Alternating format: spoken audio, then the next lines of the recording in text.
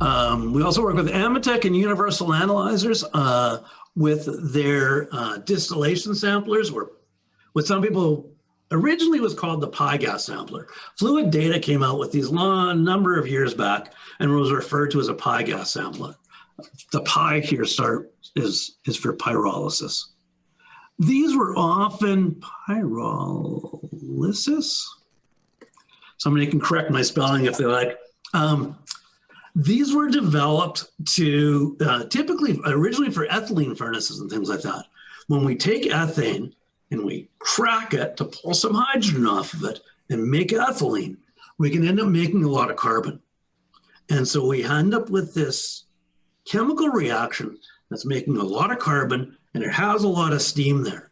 And these types of samplers are used to extract a sample out of that high temperature, dirty, wet sample stream, cool it, condense the water, take the particles out, and give us a sample that condense the water, take the particles out, and return them back into the process, and take a sample over the analyzer that we can use to do analytical measurements and process control. Gentleman by the name of Steve Smith was involved in the development of this, and Steve's a very smart guy, lots of practical experience, and he basically looked at the existing technologies that are available and said, if I improve the distillation tray design of these, I'm going to get better separation. If I improve the temperature control, I'm going to get better analytical accuracy.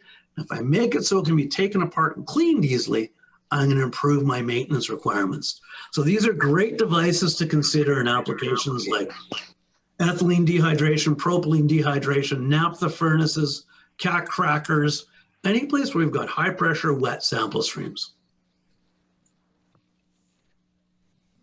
Somebody have a question, guys? We heard a little something. It could have just been a little background noise, or you good? Does anybody have any questions? Phil is a fast talker. I am a fast talker. I always run late on these, so I start to try to speed up as I go along. Yeah. Excuse me, Phil. Yes. Yeah. So one of the applications is fluidized catalytic cracking units. Are people putting these on the regenerator flue gas? Exactly. Okay.